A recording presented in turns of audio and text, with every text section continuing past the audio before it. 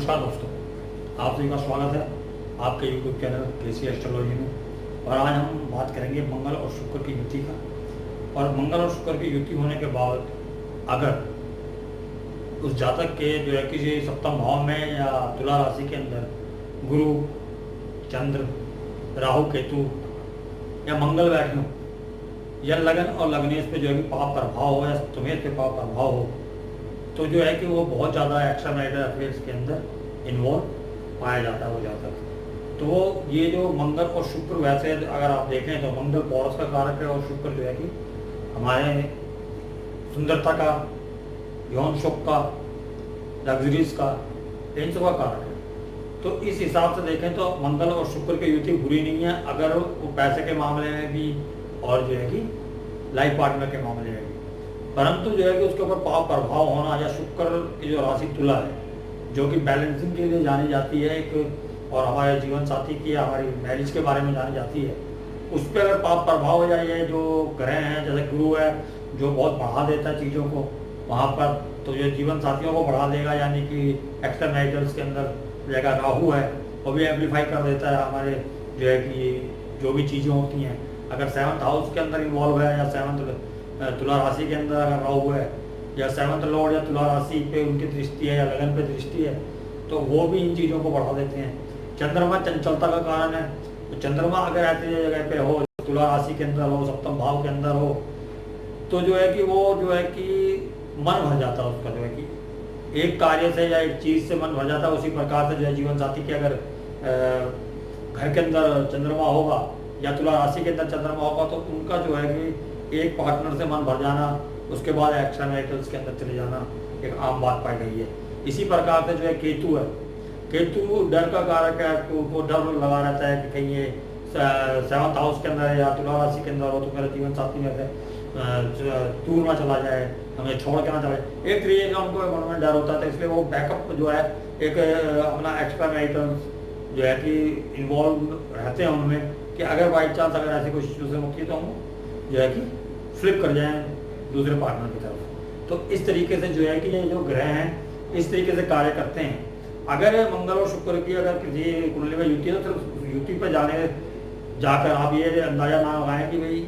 Extra marital होंगे ही होंगे। पहले ये देख लें कि उन पे जो है कि पाप प्रभाव और जो है कि 7वें घर पे पाप प्रभाव या तुला राशि पे पाप प्रभाव अगर है, तब ये कंडीशंस उत्पन्न होती है और साथ ही फिर जो है कि 10 साल तक। तो यहाँ पर मैं कुछ चार्ट्स लेके आया हूँ, जैसे कि बिल क्लिंटन साहब का है, संजय दत्त जी का है, सलमान खान का है, और जो है कि हमारे एक अमिताभ बच्चन जी का है। तो जो है कि इनके अंदर जो है कि मेरे को ये युतियाँ काफ़ी मेरी जो रीडिंग्स के अंदर ये युतियाँ आई हैं जिनको आप लोग नहीं जानते हैं, इसलिए मैंने इनके चार्ट लिए कि इनको जो है कि भली बात सब लोग जानते हैं, इनके जीवन के बारे में जानते हैं, जिससे कि आपको ये मालूम चले कि हाँ ये चीज़ें हुई हैं इनके साथ में। तो उसके अलावा जो है कि अगर जो है कि सप्तम भाव पे गुरु की दृष्टि या किसी सौम्य ग्रह की दृष्टि है तो शादी होगी। और अगर बाई चांस मान लीजिए किसी शुभ ग्रह की दृष्टि लगन पर नहीं है, मंगल और शुक्र तो साथ में होंगे ही, ये युति के बारे में बात हो रही है। उसके अलावा और जो है कि अगर गुरु की दृष्टि है भी, अगर वो शत्रु राशि के अंदर, शत्रु मीन्स बुध उसका कट्टर शत्रु है, अगर तो बुध की राशि के अंदर अगर गुरु है तो मतलब कि किसी भी कारण से जो है कि शादी तक भी पहुंचते पहुंचते जो है कि बात रुक जाती है। जो मैं इसी वजह से जो है कि मैं सलमान खान साहब की कुंडली लेके आया हूँ। तो इन सब की कुंडलियाँ जो है महानुभाव हैं जो हमारी इंडस्ट्री के अंदर, और एक हमारे जो है अमेरिकी राष्ट्रपति हैं जो कि किसी परिचय के मोहताज नहीं है, उनकी कुंडली लेके आया हूँ, जिससे कि आपको जो है कि ये जानकारी आराम से जो कि समझ में आ जाए। तो इसीलिए चलते हैं चार्ट की तरफ। तो पहले बिल क्लिंटन का चार्ट है, यहाँ भी मैंने यहाँ पर 3 नियम लिखे हुए हैं कि तुला राशि के अंदर गुरु, चंद्र, केतु, राहु। तुला राशि के अंदर गुरु, चंद्र, राहु, केतु अगर विराजमान है, पहली कंडीशन। दूसरी, अगर वहां नहीं है तो जो है कि सप्तम भाव के अंदर है। तो यहाँ पर तुला राशि के अंदर गुरु है जो लग्नेश को देख रहे हैं, तो एक कंडीशन यहाँ पर पूरी होगी। शनि यहाँ पर मतलब सप्तम भाव भी बलवान है, क्योंकि शनि जो है सप्तम भाव के स्वामी होकर वहां पर देख रहे हैं, तो ये कंडीशन भी होगी, सप्तम भाव भी बलवान है और जो कि लग्नेश भी बलवान है। उसके अलावा जो है कि मंगल शुक्र की युति है यहाँ पर। तो इसके अंदर कंडीशन ये है कि वहां पर जो है कि जब मंगल शुक्र की युति आती है और उसके ऊपर जो है कि कहीं से ही पाप प्रभाव आ जाए, तो यहाँ राहु का पाप प्रभाव है 1 2 3 4 5, यानी कि राहु का पाप प्रभाव है। राहु जो है कि उन चीजों को बढ़ा देता है। तो जैसे कि ये मंगल और शुक्र की युति जो है कि प्रेम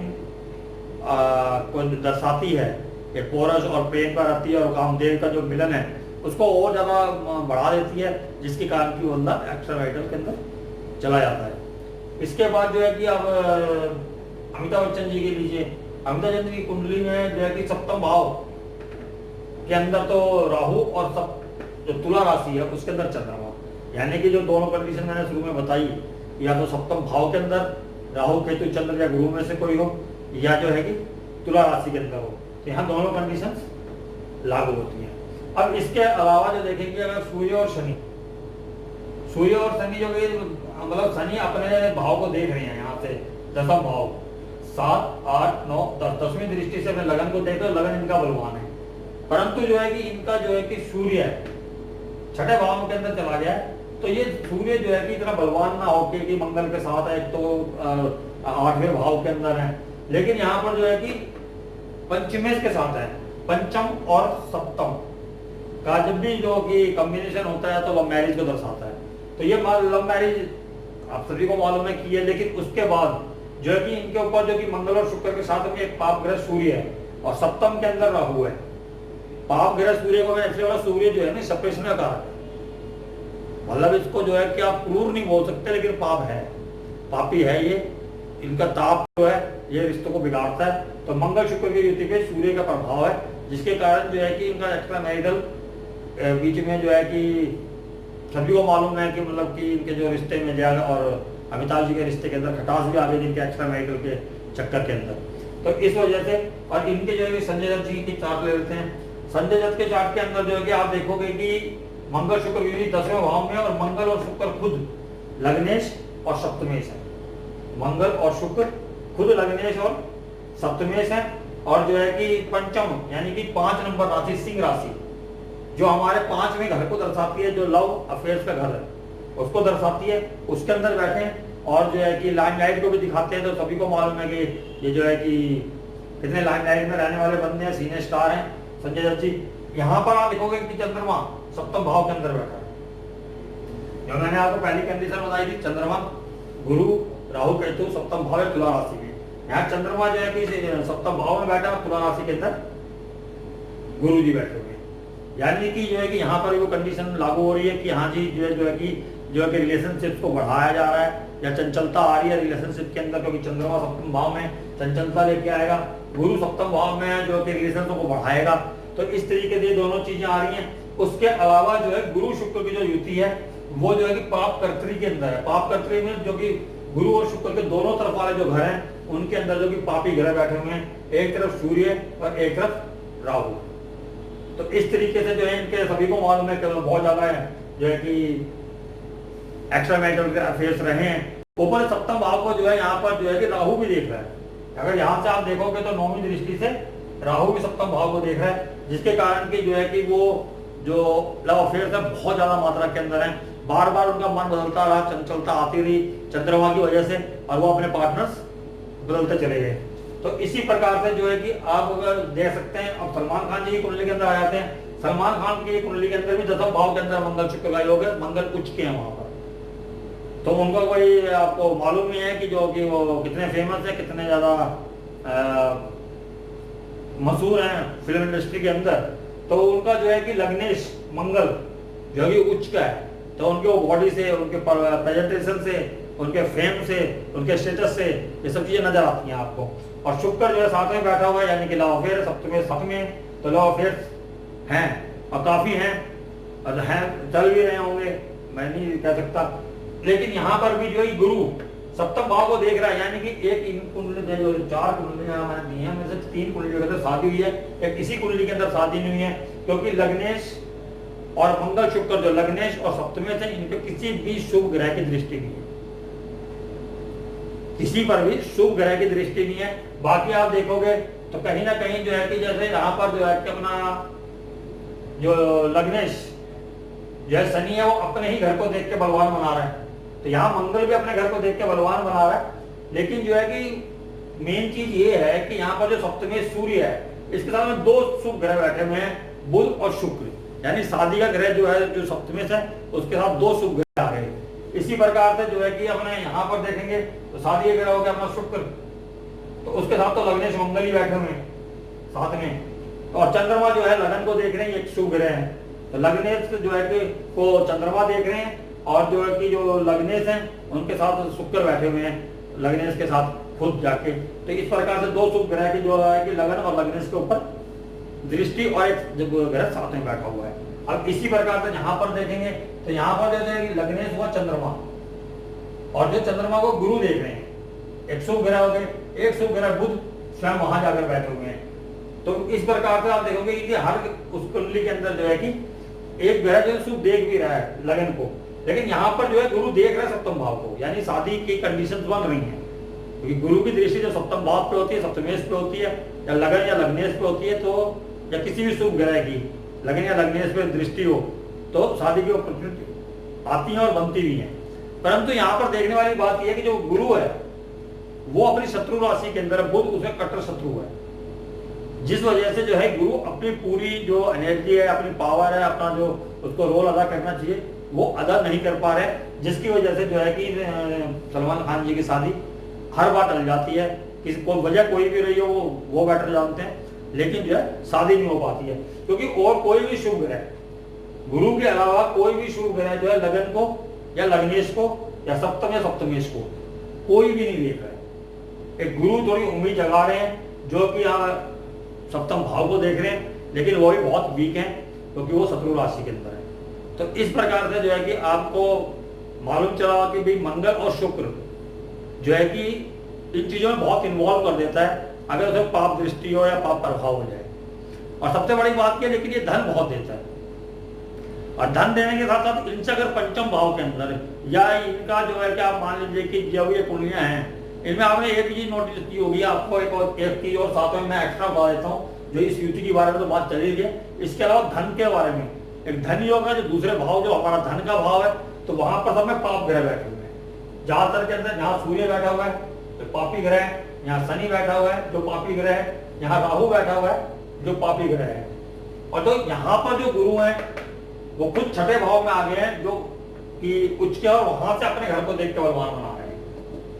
और यहाँ से मंगल सूर्य 2 पाप ग्रह जो है उनके दूसरे भाव को देख रहे हैं।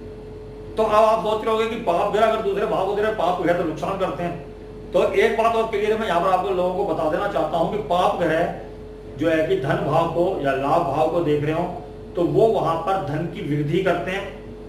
लेकिन जो वहां जीव है वो जीव को कम करते हैं, यानी कि जो हमारे लिविंग थिंग्स हैं, लिविंग विंग है, उनको कम करते हैं। यानी कि अगर परिवार के घर के अंदर हमारे पाप ग्रह हैं तो ये हमारे परिवार के सदस्यों को हमसे दूर करते हैं, यानी कि वो हमसे सेपरेशन में चले जाते हैं, या